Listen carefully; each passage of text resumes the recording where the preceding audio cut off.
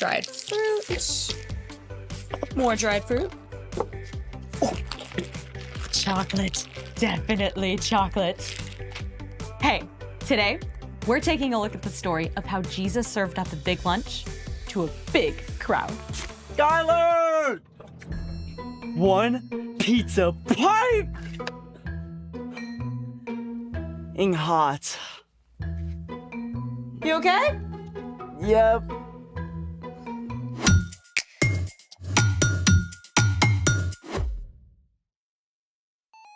Hey guys, I'm Skylar. And I'm Sebastian. This month, we're talking about how following Jesus changes the way we treat others. Right, Sebastian?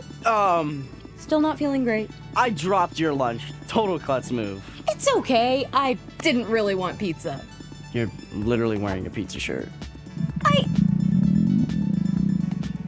And that growl came directly from your stomach. Okay, but that's besides the point. I mess up all the time. Mistakes and accidents happen. You're worth so much more than a dropped pizza. I guess. I just want to go back and change the great pizza catastrophe of 24. How about we make our own instead? Make our own pizza with what?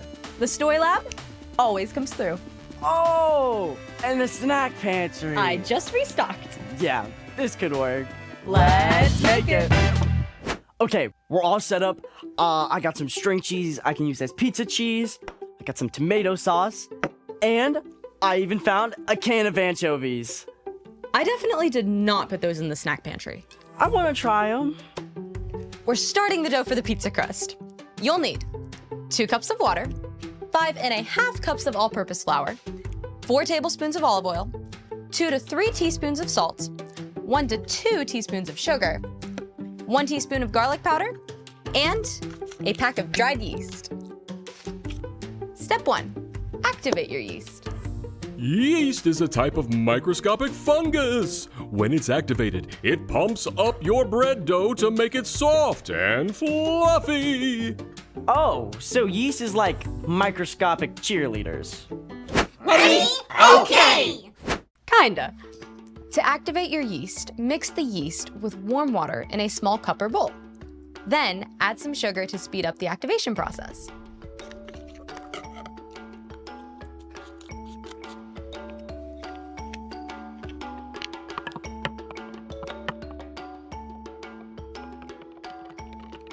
Step 2, use a sifter to sift the flour into a large bowl and mix it up really well with salt and garlic powder.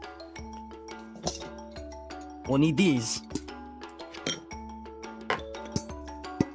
This is why cleaning your workspace is very important.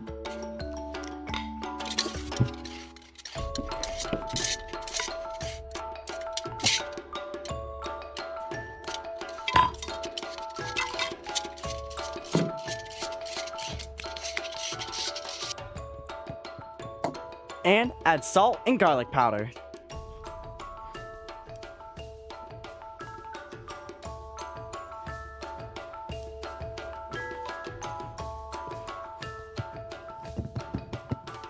Step 3, add in the olive oil. And you'll want to stir.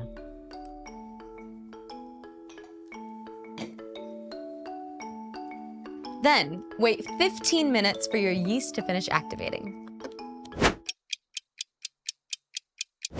Whoa, I see little bubbles. That's a sign that our yeast is up and ready.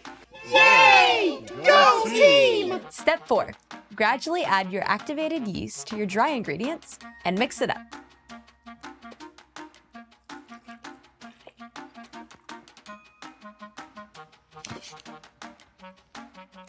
You'll need to stir for 5 to 10 minutes until the dough starts coming away from the sides of the bowl. This is a workout. Pizza dough was not made for the weak. I'm gonna use my hands. Okay. This seems a lot more effective. I would recommend using your hands.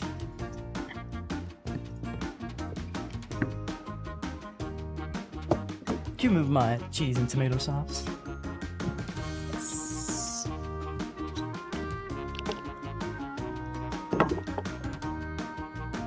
This is a workout. The dough is formed and done. Now it's time for the yeast to help the bread dough grow. Step 5. Put the dough in the bowl. And then cover with aluminum foil and let it rest while the yeast does its thing.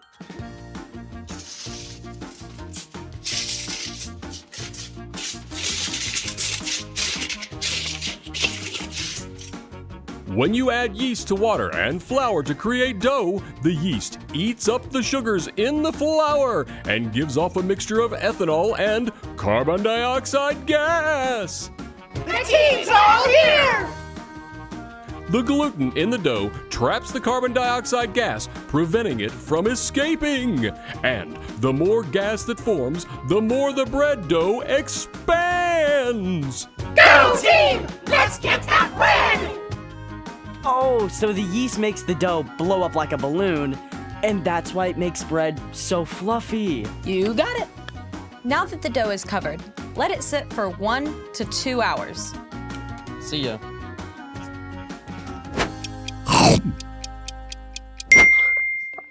Ooh, let's take a look.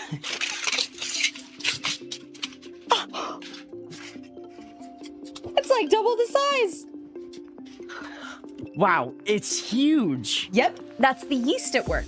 Now, we just have to roll out the crust, add the toppings, and bake. Awesome. And speaking of all things bread, it's time for... The story before the story. Today we're in the book of John, which tells the story of Jesus. John was one of Jesus' closest friends. He recorded stories from the life of Jesus. John described several important miracles that point to Jesus being the Son of God, so everyone would believe. Jesus did so many amazing things, and John was always right by his side. Which is where our story starts. Take it away. Hey everyone, I'm Erica. Today's story is a feast for the mind and soul. One day, Jesus and his disciples sailed across the Sea of Galilee. However, a huge crowd of people who had seen him do miracles was hot on his trail. Hey, isn't that the guy who was healing people? It is! Where's he going? I totally want to ask for his autograph. Me too. Let's follow him. Yeah! Jesus went up onto a mountainside and sat with his disciples. But as he looked down, he saw the huge crowd approaching quickly. We want Jesus! We want Jesus! Wow, that's a lot of people. It was high time for a meal, but there were thousands of people and no easy way to find food for all of them. Where can we buy bread for these people to eat? Even if we could buy enough bread for each person to have just a bite, it would take more than half a year's pay. Philip was spot on. The crowds were hungry, and the disciples didn't have the money or food to feed them. The only thing that made sense was to send them away to fend for themselves. But not everyone had come unprepared.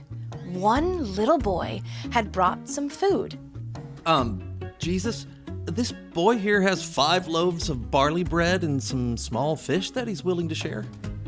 My mama said sharing is caring.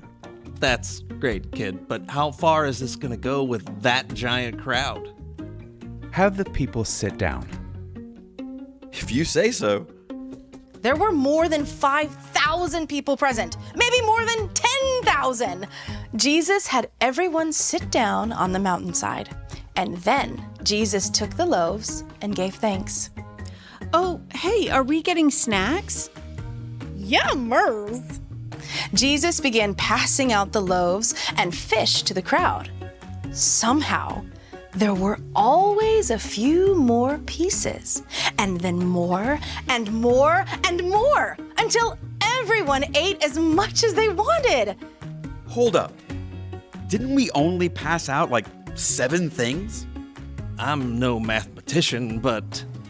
After everyone had finished, Jesus told the disciples to collect the leftovers.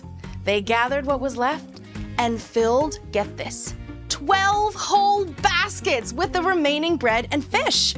5 loaves plus 2 fish divided by 10,000 times average person size minus hunger quotient. It's a miracle, Andrew. Leave the math to Matthew. The little boy didn't have much, but he chose to give what he did have to Jesus, who used that one small gift to perform a miracle that fed thousands of hungry people. The end. Can you imagine infinitely multiplying snacks? If I was in that crowd, I wonder if I would have shared my food. Well, the kid sure didn't have to share. I mean, he never imagined it could feed everyone, but he chose to step up anyway. So, what's our part in the story? Well, you may not feel like you have a lot to give, but when you choose to trust Jesus and offer what you have, he can use it to meet the needs of other people in a big way. That's what true compassion looks like. Compassion is caring enough to do something about someone else's needs. That can also be the simple stuff, right? For sure. Like, say a friend forgot their lunch. You can share half of your sandwich. It's a great way to show compassion like Jesus.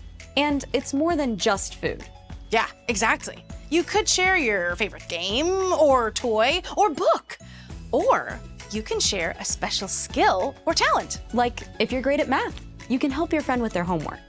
And if you're good at art, you could share a silly drawing with your friend who's feeling down. You got it. You can even give your time to meet others' needs, like helping your mom collect canned goods for people who don't have enough food. Or smiling at everyone you meet when you go to visit your great-grandma at the nursing home. Sounds like we gotta get creative. Keep our eyes open. That's right. God made you to show compassion like Jesus in your own unique way. See you next time. Bye. So here's the thing. Use what you have to help others. Right now, I would finally like to help you to lunch. Cheers. This is gonna be good. So yummy. How's your half? Anchovies was a mistake. Thanks for joining us in the Story Lab. See you next time.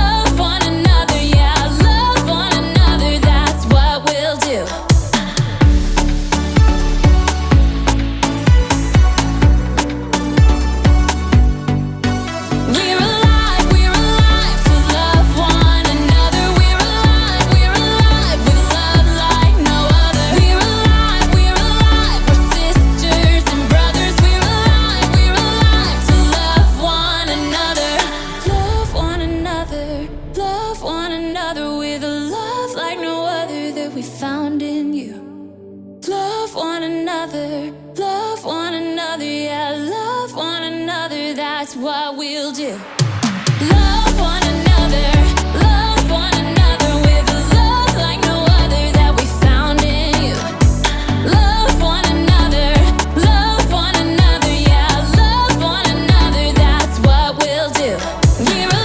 We're alive to love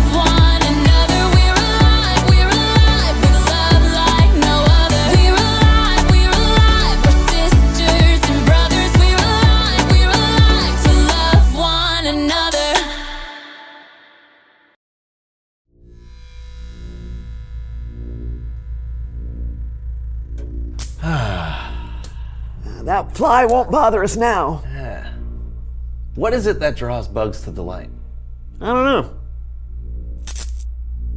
It is kind of relaxing. Yeah.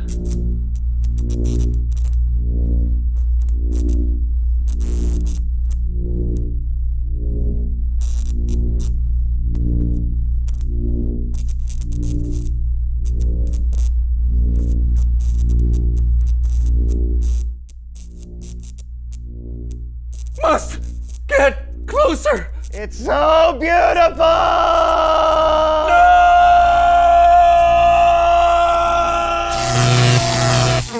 Humans. So predictable.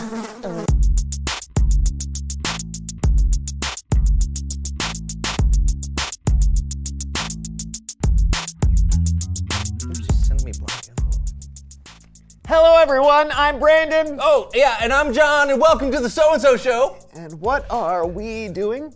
Oh, I'm going through my mail. Yeah, I found it best to go through my mail once a month.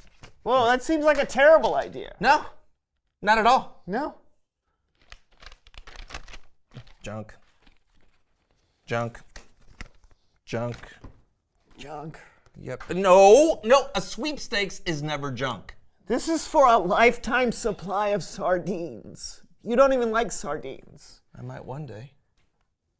Keep pile. Okay. Junk, junk, junk, junk, junk. Oh! Ooh! What is this? Oh. Sound effects.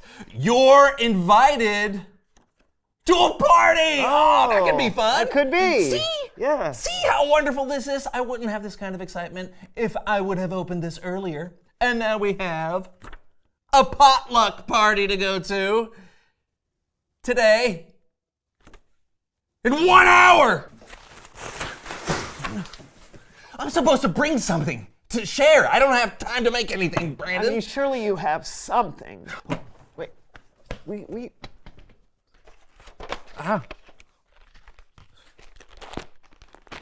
Okay, no!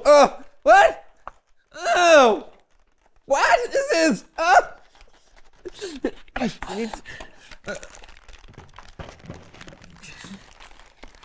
Nothing.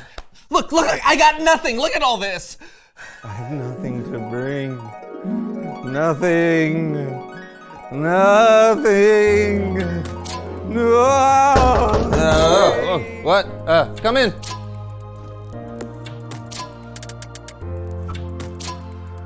What is that? Why did you knock? Or did you change? John, I have a solution to all your problems. Introducing the Rehydrator 5000.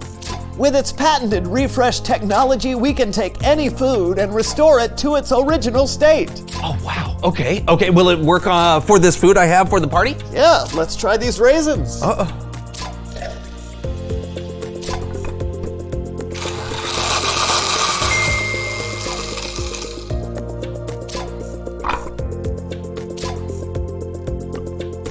That is delicious. Here, let me try.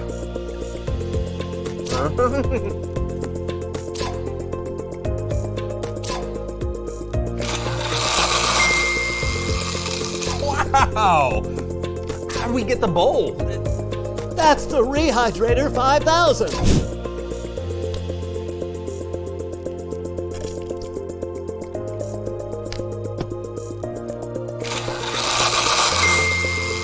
Wow!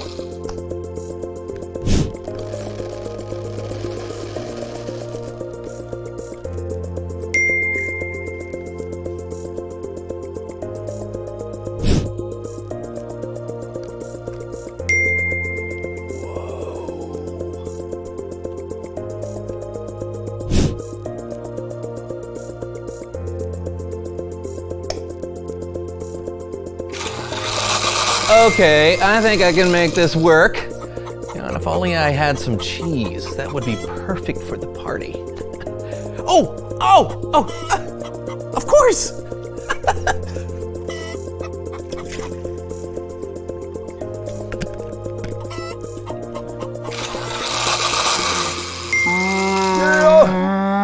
Come on, get it on, I can't breathe.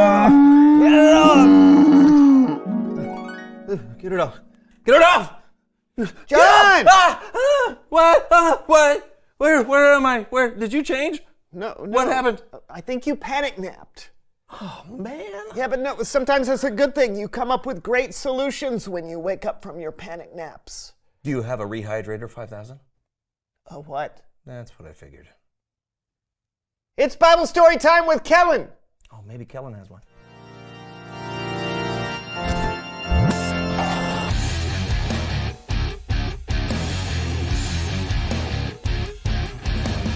Hey, fellas. How's it going, Kellen? I'm great. How are you doing? Well, I'm supposed to take some food to a party, but I have nothing to bring.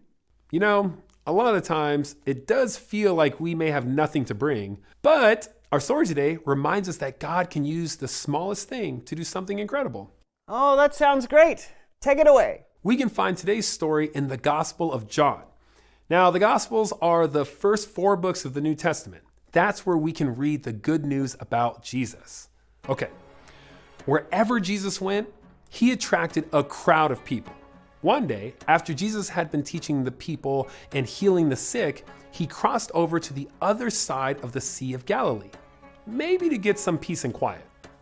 Jesus, I love you so much. You're really great teaching. Thank you for everything. I miss you already. But when he got to the other side, a large crowd of people had followed him. Jesus, I made it all the way here. You remember me? I'm really hungry. Did you bring anything to eat? I did not bring any snacks. Can I have your autograph? Jesus saw the crowd of people. He knew they were hungry and he had compassion for them. So he asked Philip, one of his disciples, a question. Where can we buy bread for these people to eat?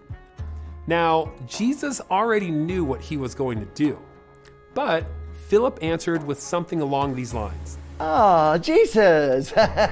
Jesus. I mean, I appreciate you wanting to feed all of these people, but what? I mean, where are we gonna find bread to feed all of them, huh? We're in the middle of nowhere. I mean, I'm just doing the math here. I'm seeing at least 5,000 people here. Probably more. Probably way more. And I mean, if we multiply that by the cost for bread for everyone, carry 8. Oh, that's half a year's salary. Philip could not believe there was any way to feed that number of people in the middle of nowhere. Another one of Jesus' disciples, Andrew, approached, followed by a young boy. Hey, Jesus, we have a boy here who's offering to help.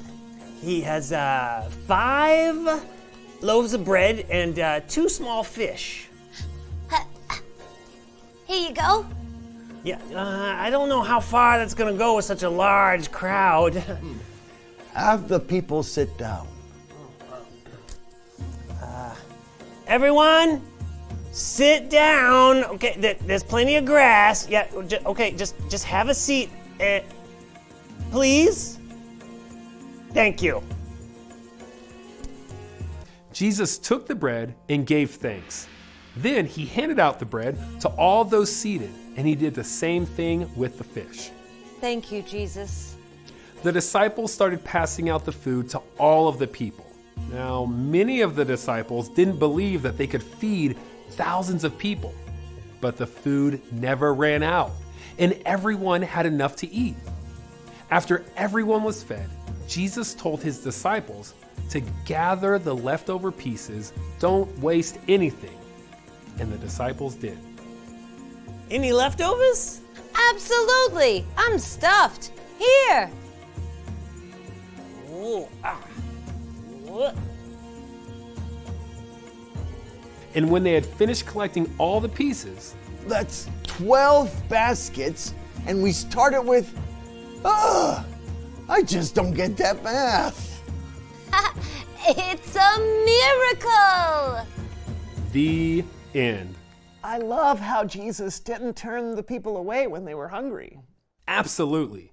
It would have been easy, even reasonable, to ask everyone to go home.